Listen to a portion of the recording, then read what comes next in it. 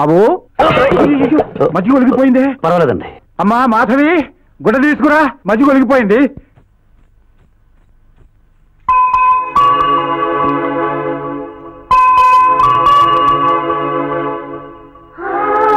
మీరు వెళ్ళేటప్పుడు దయచేసి ఊరవతల నాన్నకట్ట దగ్గర ఆగండి, మీతో మాట్లాడాలి.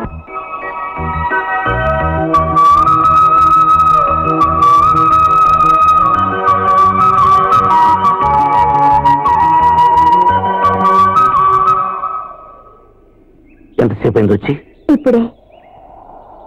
నాలాంటి ఒక మామూలు అమ్మాయి కోసం మీ అంతటి వారు మారు వేషాలు వేసుకుని నా ఆచూకీ తెలుసుకుని నన్ను పెళ్లి చేసుకోవడానికి సిద్ధపడ్డారంటే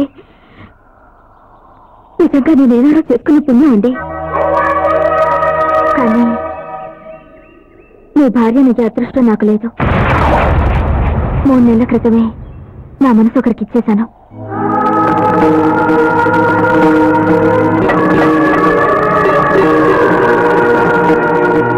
నా మీద మీకు కోపం వచ్చింది కదా? మీ మీద నాకున్న ప్రేమ నిజమైనది అయితే నా కోపం రాకూడదు. అయినా నా దురదృష్టానికి మీరు ఎలా కారణమవుతారు?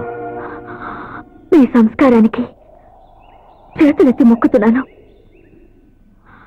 మీరు అపార్థం చేసుకోరన్న ధైర్యంతో నన్ను కోరి వచ్చిన మిమ్మల్ని ఓ సహాయం కోరాలనుకుంటున్నాను. నేను ఆయన మనసారా నమ్మాను. వారం క్రితమే ఇక్కడికి వస్తానని ఉత్తరం రాశారు. కానీ ఈ రోజు వరకు రాలేదు. ఎందుకు రాలేదో అర్థం కావడం లేదు. నేను తిరునాళ్ళకు వచ్చింది కూడా ఆయన కనపడతారేమోనని ఆశతోనే. నేను చేయవలసిన సహాయం ఏమిటో చెప్పండి. ఆయన ఆచూకీ తెలుసుకోగలరా? ఆయన నా దగ్గరికి చేర్చగలరా? అలాగే. ఎవరతను? ఆయన పేరు చక్రవర్తి. ఈ పక్కూరే, పట్నంలో చదువుతున్నారు. ఇదే ఆయన ఫోటో. మాధవి, మిమ్మల్ని నేను మనస్ఫూర్తిగా అభినందిస్తున్నాను. చక్రి చాలా మంచివాడు, సంస్కారవంతుడు. నేను మీకు తెలుసా? బాగా తెలుసు. మా అక్క తరఫు బంధువు కూడా. మరి తమ్ముడు, చిన్నాళ్ళు ఇద్దరు నిన్ను చూసి అమ్మ నాన్న ఎలా ఉన్నారు? అందరూ బాగున్నారు అక్కయ్య. మధు, బాగా చదువుతున్నావా? ఇదిగో. ఓకే, తీసుకో. ఓం నమ శివాయ. ఏం బామ్మర్ది, బహుకాల దర్శనం. ఇంటి దగ్గర అంతా బాగున్నారా? బాగున్నారు బావా. శుభం. తులసి, రాక వచ్చిన బామ్మర్ది అకౌంట్ లో 2 నాటుకోళ్ళని బలి చేసాయి. అలాగే. అలాగేనంటూ ఇక్కడ నుంచి వెళ్ళు. సరేనండి. నువ్వేం మారలేదు బావా. ఇంకా మారేదేంటయ్యా? కూర్చో. అరే సురే, అయ్యా 2 దట్టమైన నల్ల నాటుకోళ్ళని పట్టు. అలాగేనయ్యా. ఏంటి సంగతులు బామ్మర్ది? ఏం లేదు. చక్రవర్తి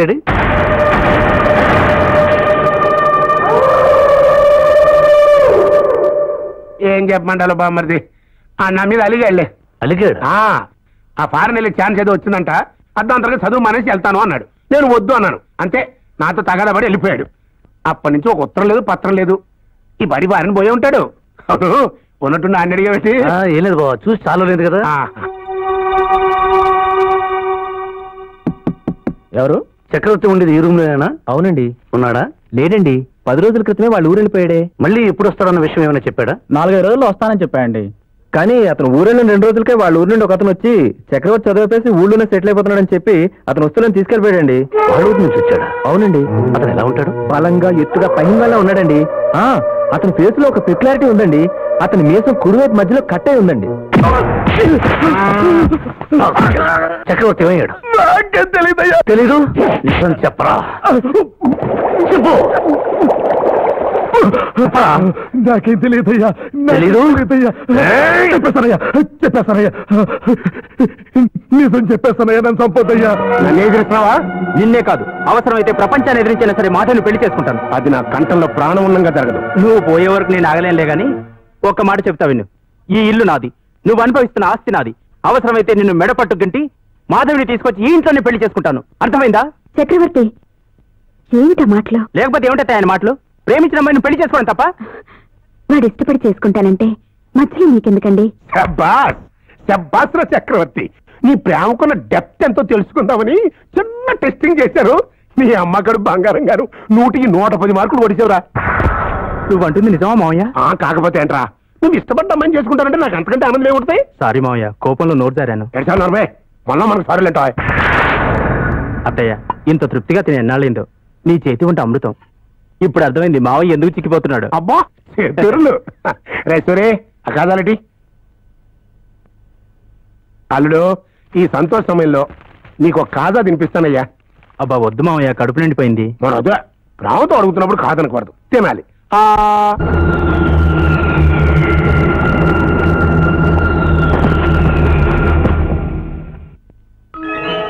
అదేంటి అల్లుడు? ఏం లేదు. టాటా మధు.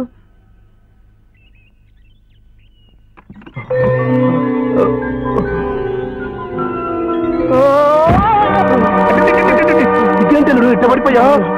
నాకు ఏదో ఉంది, ఊపిరి అట్టుంది. ఆడగలడు ఎసో, నేను నీకు తినిపించింది తీపి ఎసో మౌల్య.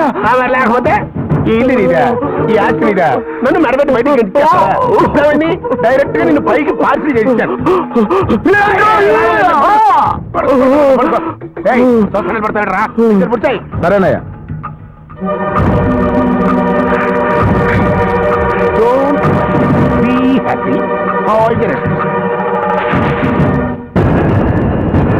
చూసావా, మొత్తం చూసావా? ఇప్పుడు నేనంటే ఏంటో నీకు పూర్తిగా అర్థమైపోయి ఉంటది. అదెవడు? సయాన నా చెల్లెలు కొడుకు, అంటే కొడుకుతో ఈక్వల్ అన్నమాట. చిన్న తేడా వచ్చింది, లేపేశాను. ఏంటి చూడు, ఈడెవడు? మన కొడుకు. ఏ అసలు నువ్వు కళ్ళును గుడ్డిదానిలాగా నోరును మోగదానిలాగా ఉండిపో. మ్యాటర్ లీక్ అయింది అనుకో, ఈయన్ని కూడా లేపేస్తా.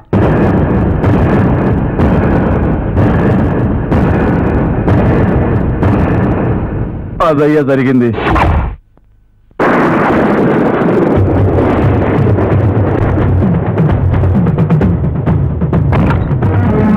ఏంటి బామర్ది?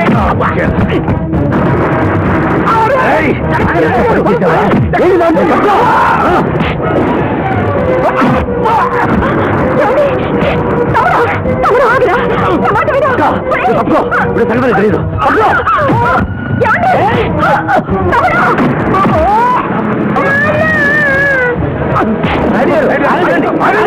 మీరు సర్వారెడ్డి గారి అబ్బాయే కావచ్చు, ఆయన మీ ఎక్కగారి మొగుడే కావచ్చు. అంత మాత్రాన మా ఊరి పెద్ద మనిషి మీరు చేయి చేసుకుంటారా? వీడు పెద్ద మనిషి, ఈ హంతకుడు మీ ఊరికి పెద్ద. ఏంటండి ఊరుకొని కొద్దిగా రెచ్చిపోతున్నారు? ఆయన హంతకుడు అంటారండి? అవును, వీడు హంతకుడు. ఆస్తి కోసం సొంత మేనలను నిర్దాక్షిణ్యంగా చెత్త కిరాతకుడు. ఏం బామర్ది, ఈ మధ్యలో మందాల వాడు చెప్పుకోవా? ఓ రెచ్చిపోతావు. గారు, ఈ ఆధారాలతో ఆయన హంతకుడు ఉంటున్నారు. ఆధారాలు కావాలా? మీకు ఆధారాలు కావాలా? రండి చూపిస్తాను.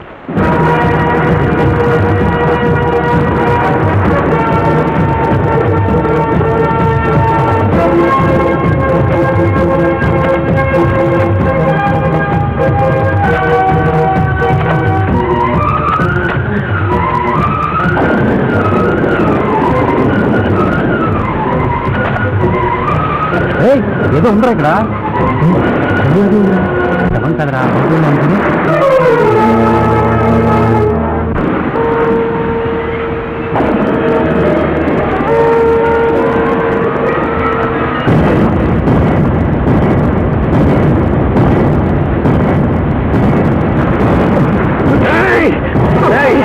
జరిగిందంటే చెప్పరా, చెప్పరా. అయ్యయ్యా, మీరే నన్ను కాపాడాలయ్యా. నాకే పాపం తెలియదయ్యా. ఆ పెద్ద మనిషి నన్ను గొడ్డును పదండి బాది చక్రవర్తిని మీరే విషయం పెట్టి చంపేశారని చెప్పన్నారయ్యా. చెప్పకపోతే నన్ను చంపేస్తాను భయంతో నేను అలాగేనానయ్యా. మీరే నన్ను కాపాడాలయ్యా. అందరూ చూడండి, మాధవి, ఆ ధర్మారావు గారి మనవరాలు మాధవ్ అంటే ఈవిడే. ఇప్పుడు నాకు సీన్ మొత్తం అర్థమైపోయింది. జరిగింది ఏంటో చెప్తున్నాను, అందరూ వినండి. ఆ మహాతల్లి మాధవి మా చక్రి గారితో కలిసి కాలేజీలో చదివింది, అక్కడ మరిగింది. చదువు పూర్తయిన తర్వాత ఇక్కడికి వచ్చింది. ఈయన గారిని చూసింది, ఒడ్డు పొడుగు, పైగా జమీందారు కొడుకు. ఆ చక్రి గారి కంటే ఈవిడే బెటర్కుని ఈయన తగులుకుంది. పాపం ఏ విషయం ఆ చక్రి గారికి తెలిసి ఈయన నెలేసి ఉంటాడు. వీళ్ళిద్దరు కలిసి ఆయన తప్పించేసి ఉంటారు. ఇప్పుడు ఆ నేరం నా మీదేసి నా చెల్లెల ఆస్తి కోసం నేనే చక్రి గారిని చంపేసి ఉంటానని పుకారేసి మిమ్మల్ని అందరినీ నమ్మించి చేతులు కడుక్కోవాలని చూస్తున్నాడు. అక్క, నీకు మొత్తం తెలుసు. నువ్వున్నా నిజం చెప్పక్క. ఏమిటో ఆలోచిస్తున్నా? అతను తప్పు చేస్తే రామచంద్రుడు కాదు లేని సరిపెట్టుకోవచ్చు, అబద్ధం పడితే హరిశ్చంద్రుడు కాదు లేని క్షమించవచ్చు. కానీ నీ మూడు చేసింది హత్యక్క. తన సొంత చెల్లెలు కొడుకునే చంపేశాడు. నా మీద నింద వేసినందుకు కాదక్క, అన్యాయంగా ఒక ఆడకూతురి మీద అభాండం వేస్తున్నాడు మీ ఆయన. అది అబద్ధం అని చెప్పక్క.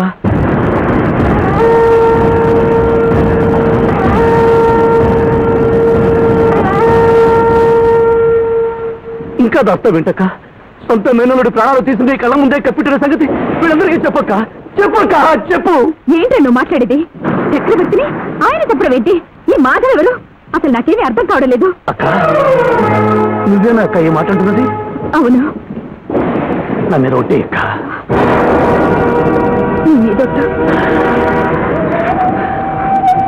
చాలక్క, ఈ జన్మకి ఇది చాలు. తోడబుట్టిన రుణం చాలా అందంగా తీర్చుకున్నావు అక్క, తీర్చుకున్నావు. ఈ అబద్ధంతో నన్ను చంపేశావు. నా దృష్టిలో నువ్వు చచ్చిపోయావు. ఇంకెప్పుడు నేను అతలకు మన మధ్య ఉన్న సంబంధం ఈ క్షణం నుంచి పంచిపోతా సాక్షిగా చచ్చిపోయింది.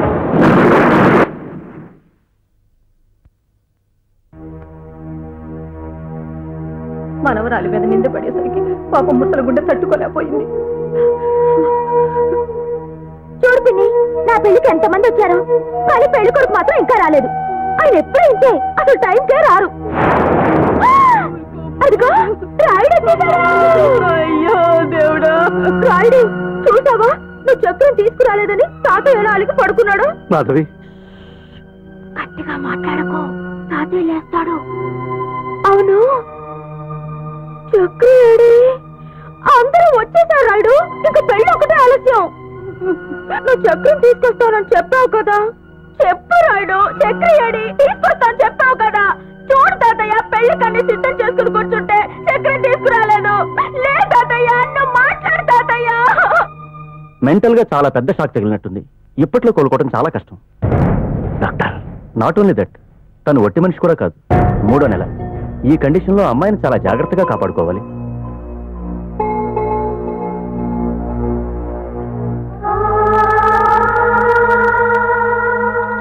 నేను ఆ అమ్మాయిని ప్రేమించినందుకు మాత్రం కాదు, నా మూలంగా తన మీద అపవాదు పడింది, అనాథైపోయింది.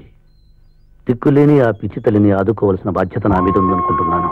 నేను నీతో ఏకీభవిస్తున్నాను రా, నీ ఇష్ట ప్రకారం ఇచ్చి.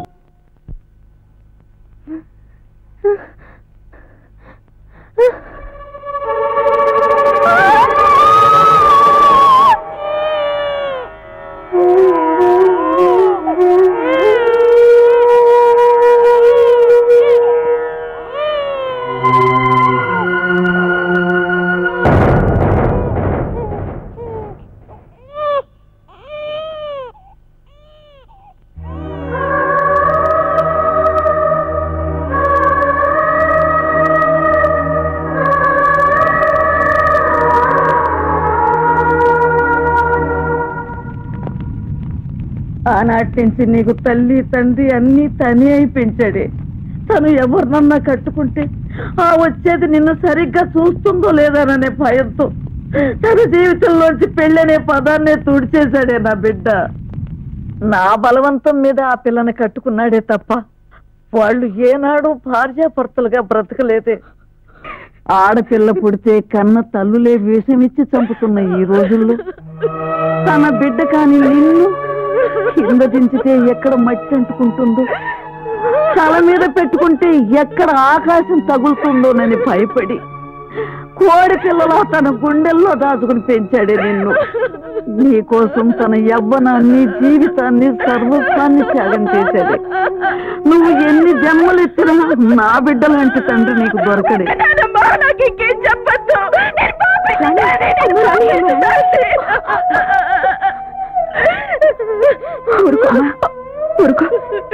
నిజాలు తెలియక వల్ల ప్రవర్తించావు. పశ్చాత్తాపం కంటే పెద్ద శిక్ష ఏది లేదమ్మా. ఇప్పటికైనా మించిపోయింది లేదు. వెళ్ళమ్మా. నేను చూపించలేదు. ఆ దేవుడు అందరినీ మాట్లాడిన నేను బతకూడదు. నాకు బతికే అర్హత లేదు. నేను చచ్చిపోవాలి.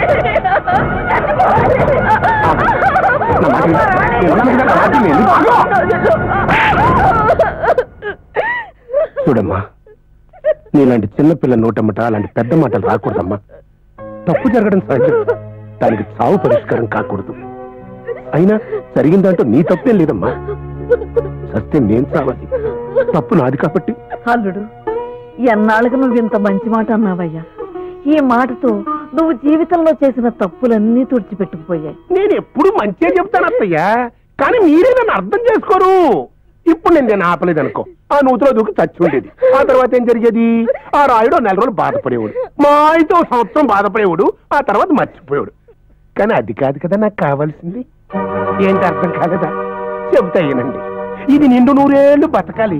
దీన్ని చూస్తూ ఆ రాయుడు జీవితాంతం కుళ్ళి కుళ్ళి ఏడవాలి. ఇది కదా నా జయం. ఏమిటా పిచ్చివాగుడు? నీకు అసలు ఓల్డ్ ఏజ్. ఓ ఆవిష్పడబాక చెప్పిన ప్రశాంత్ నేను ఒకసారి అడుగుడు. అరే తిరుపతి ఎడరారా, ఈడు చేసుకోవాల్సిన దీన్ని నీ కొడుకు చేసుకున్నాడు, నీ కొడుకు పెంచుకున్న దీన్ని ఈడి కట్టబెడుతున్నాను. ఎలా ఉంది మళ్ళీ నీకు? శాబాస్ కదా. దుర్మార్గుడు, ఈ మాట అంటాక నీ నోరలా వచ్చింది. అయ్యే ఎగస్తాలంటే నువ్వేంట్రా దెయ్యాలకు చూస్తాను పడతా? తన ఒంటి మీద చెయ్యి పడిందో నీ ప్రాణం తెలుసు. నువ్వేంట్రా సడన్ గా హీరో అయిపోయావు? హీరోయిన్ గురించా? అంత సీన్ లేదు నాన్న.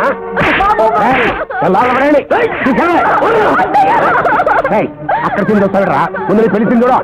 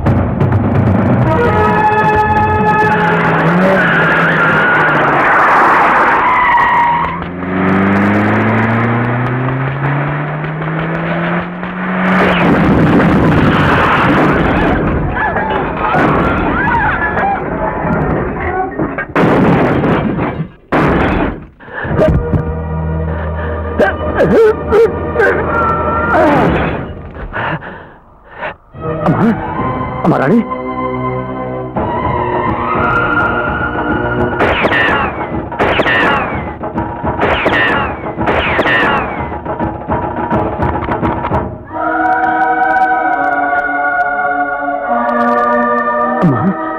అమ్మా రాణి, రాణి రాణి రాణి.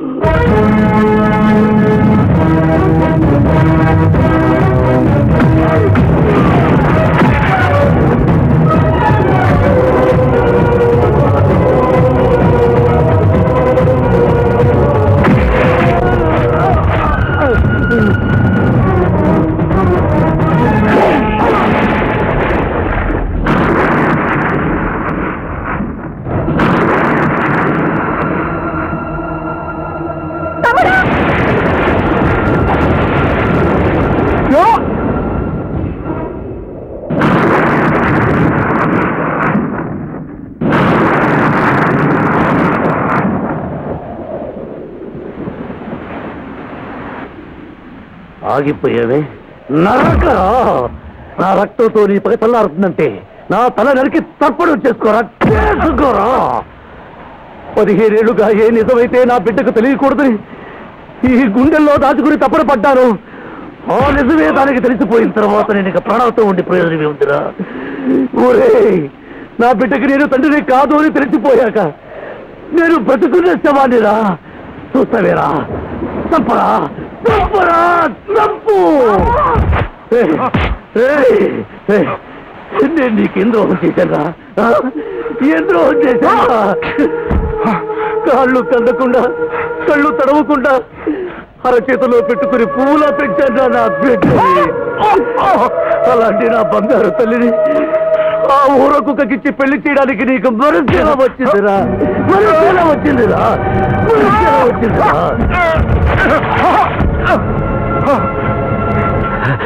చక్రవర్తిని చంపావని తెలిసిన రోజే నీ అంతం చూస్తుండేవాడిరా. కానీ తోడబుట్టిన దాని సౌభాగ్యం తుడిచి లేక ఆగిపోయాను రా. దాని మెళ్ళో 3 ముళ్ళు వేసి ఆ తాడుతోనే నా చేతులు కట్టేసావు కదా. చెయ్యని నేరానికి నిందలు భరిస్తూ అసమర్థుల్లో ఎన్నేళ్లు నరకం అనుభవించాను, సహించాను. కానీ ఈ రోజున నువ్వు నా కూతురికి చేయబోయిన ద్రోహాన్ని మాత్రం నేను క్షమించలేనురా. కాపాడు.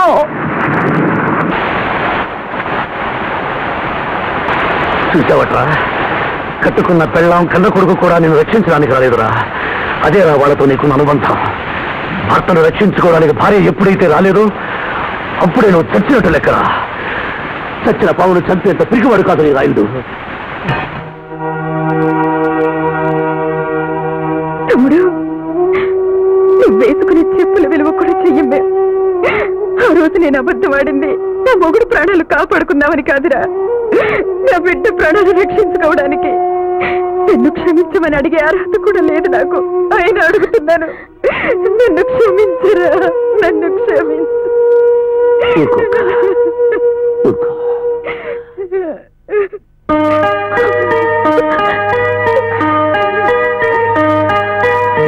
పదమ్మా. రాయుడు,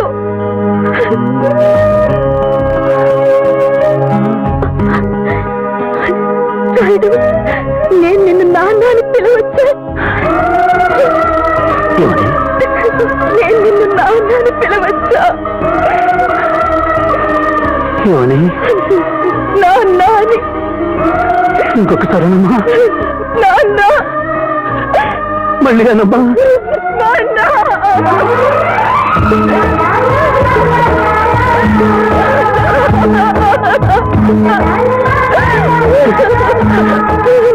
నన్ను క్షమించగలను. ఈ రాయుడికి బిడ్డను ప్రేమించడమే తెలుసమ్మా.